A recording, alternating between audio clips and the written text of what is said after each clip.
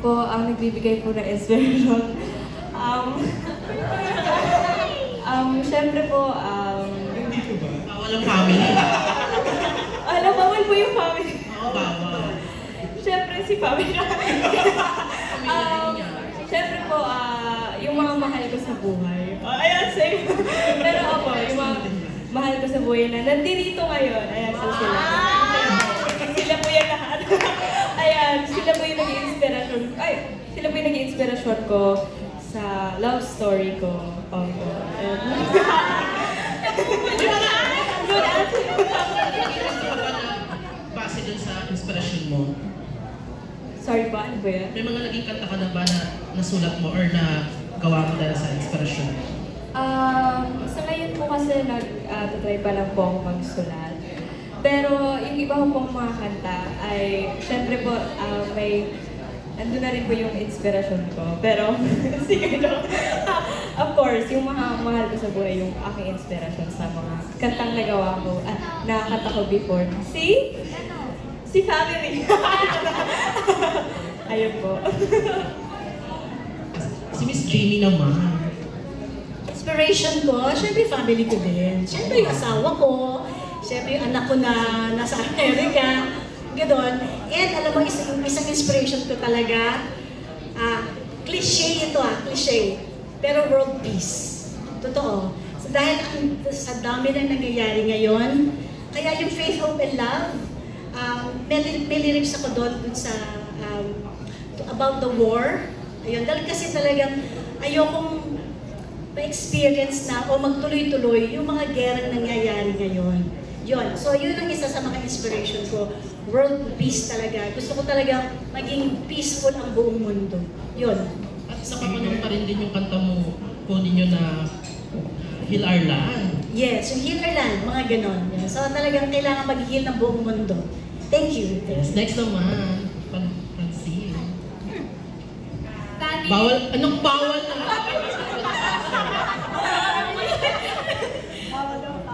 Sige, yung aso ko na lang po. Family naman po talaga. Kasi sa kanila po ako nagsimula. Sila yung unang punto ko. At hanggang ngayon, sila pa rin naman po ang punto ko. Sa kanila ako kumukuha ng lakas.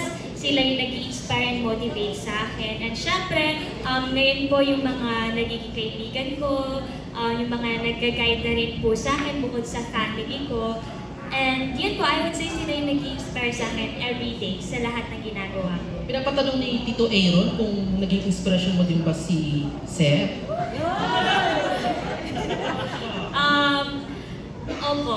Hindi kasi po, So, paano parang kanya ini-inspire? Paano?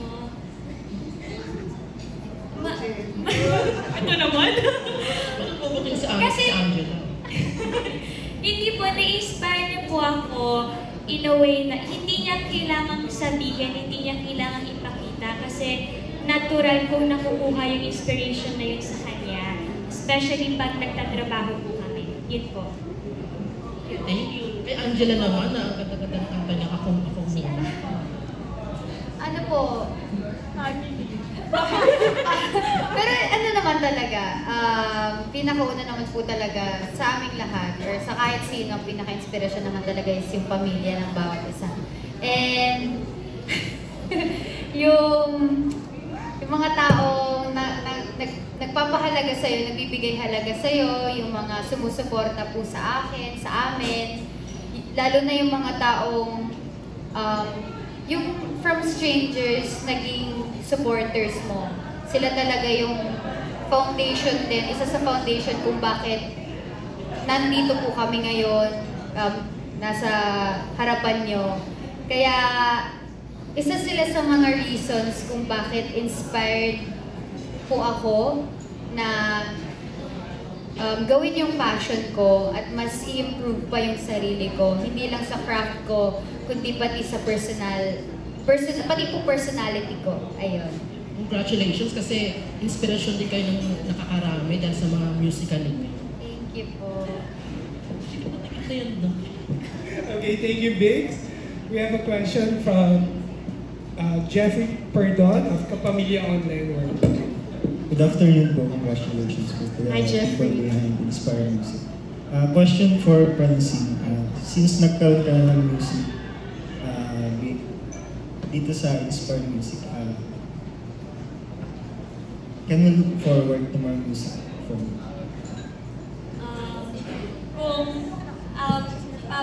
Kung may maibibigay po, lalo po si Miss Jamie, then mag-yes po ako. And baka rin po kasi ito yung siguro first time para sa akin na ma-build ko rin yung confidence sa pagkanta.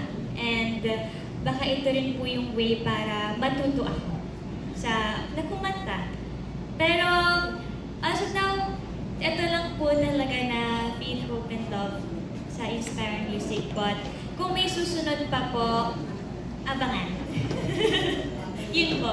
Personally, bukod sa inspirational music, ano pa yung genre ng music na gusto mong ma-explore?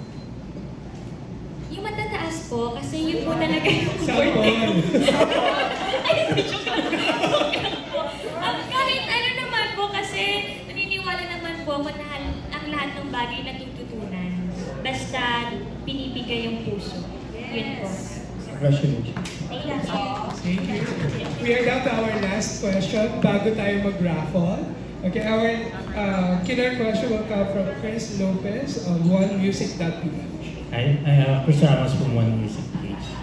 Kay Miss Jamie, simula nung nagsimula kayo ng mga projects nyo with Inspire, you've been active on TikTok and then at the same time working with a lot of young artists.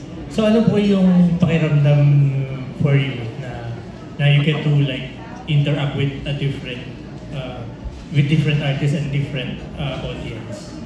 Nakakabata. Oo. Kasi syempre, wala naman akong malay sa TikTok eh. Nanonood lang ako. Pero when I started promoting 3-in-1, sabi namin, kailangan natin mag-TikTok kasi meron tayong dance.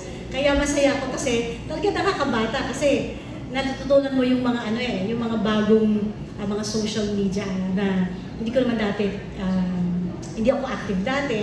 Ngayon active ako. Yun. At the same time, masaya ako kasi syempre yung mga bata ang kausap mo, di ba? Mas naiintindihan mo sila. Kasi syempre, mas may anak din ako eh, nakaedad nila eh. So, yung mga problema ng anak ko, at least, mabibigyan ko siya ng advice din at sila mabibigyan ko din sila ng advice kung mayroong problema. Kasi nga, silang kasama ko, natututunan ko sila kung ano yung mindset nila. Gano'n. At the same time sa anak ko, gano'n din. So, natutuwa ako. Yun, masaya ako. And also musically, kasi napansin ko yung sa mga songs, iba-iba po sila, diverse sila, na not the usual that you can expect from your typical na inspirational music label. Yes. So, may mga songs na, of course, nandun pa rin yung nakaposte pa rin yung song nila Francine, Yes. nila Jen Madera, tapos yung tapos pang Gen Z naman na pop yung kay Angela, and si Fanny naman from Nick Makino, ngayon Glock 9 naman yung kino-cover niya. Yes. So ano ba yung mga klase ng music na gusto nyong i-explore or ma-expect namin from your future na releases? Yung 3-in-1 namin, reggae. Yun, reggae yun. Tapos ni-remix namin, nag-upbeat, ginawa namin upbeat, gano'n. So marami pa din kaming gustong gawin, no? Hindi ko pa masabi kung ano ngayon, pero marami kasi ngayon maraming genre ngayon na iba-iba na. So mag-explore pa kami, hindi ako pwede mangako, pero I'll make sure na iba ang tunog niya sa mga dati na gagawin namin. Thank you. Thank you, Ms. Jamie. For our final question, manggagaling sa entertainment editor ng Filipino Star ngayon and Pangmasa. Wala iba kundi si Tita Salve asks. Go, Tita. Hi. Question ko for everyone. Ano may plan kayo this Christmas? Tapos may mga upcoming concert na pa yung ibang artists? Thank you. Okay, I'll start.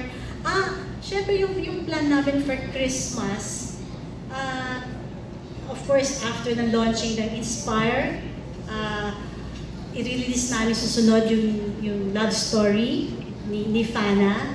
And then, yung Faith, Hope, and Love kasi more on Christmas ang ano niya, ang theme niya. So, pag-uusapan pa namin ng Star Music, kung anong gagawin namin promo plan sa Faith, Hope, and Love. And by hopefully, early next year, may launch na namin yung Pansinin Mo Naman Ako. And then, hopefully, makagawa na ako nung makapag-record na yung kaibigan ko, si Reg, in time for Mother's Day. So yun ang yun ang plano namin. And for Christmas, medyo busy din. Of course, kailangan namin bigyan ng attention din yung mga ibang shows din na dadating sa amin, marami din kasi. And of course, the family. Yun. Thank you. Thank you, Miss Jamie. Jane, upcoming concerts? Meron po, all over the world. World tour po. Concerts po, wala po. Soon. Pwede ba sabihin ka? Pero baka po this year, mag-record din po ako ng kanta sa Korea naman po. In collaboration with na-secret daw po muna. But yun po, baka po this year po. And plans po sa Christmas, trabaho po.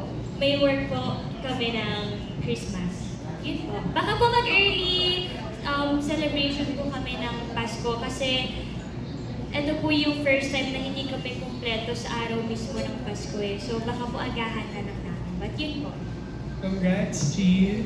Thank you po. Angela, any plans this Christmas? Plans po for Christmas, of course, kasama ko po yung mama ko, yung lola ko, and yung aso ko. So, yun po, tapos uwi din naman po yung iba naming mga kamag-anak from different countries. So, ayun po, yun po yung magiging celebration. Pero upcoming plans naman po for next year, of course, make new songs, make collaborations with amazing artists. So yun lang po yung sigurong masasabi ko ngayon na sana abangan nyo po, lalo na early next year, mga ganun po. Thank you. Congrats. Fana?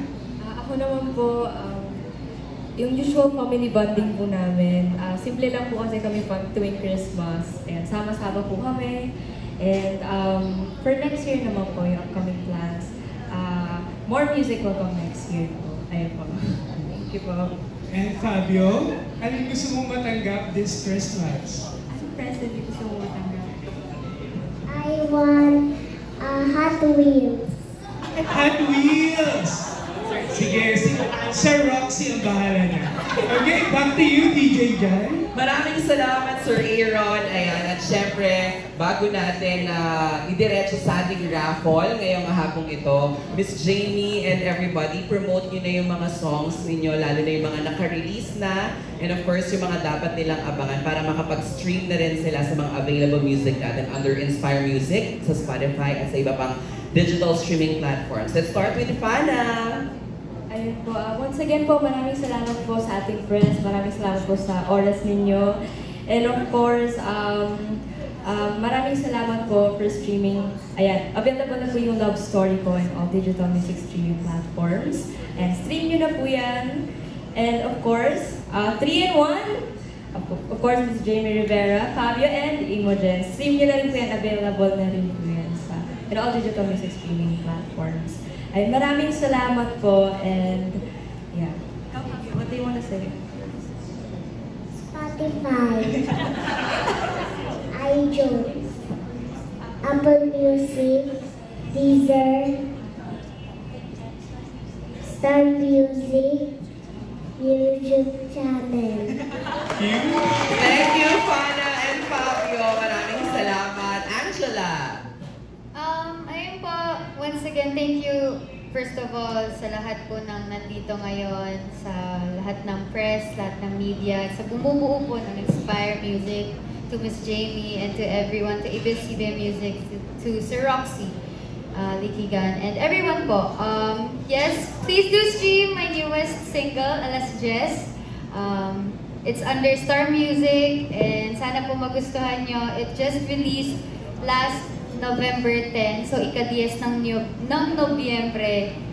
Stream nyo po yung alas 10. Yan po, maraming salamat. Maraming salamat, Angela, Ken, Chin, Francine. Nakakapanibago po, nakakaba pala kapag yung kanta na yung ipopromote. Faith, Hope, and Love, soon na po yan sa lahat ng digital music streaming platform. Thank you po. And thank you so much. And of course, Miss Jamie Rivera. Yes, abangan niyo po yung Faith, Hope, and Love kasi ang tema po nun talaga ay para sa Pasko. So, i-announce naman po namin sa mga social media accounts namin yun. But of course, hintayin na po sa Spotify, sa iTunes, sa Apple, sa Deezer, and yung sa YouTube channel ng ABS-CBN Star Music. And magpapasalamat po kami sa mga sponsors namin. Yun. Maraming salamat po. Una-una, bago lahat, maraming salamat po kay Ming Tignana,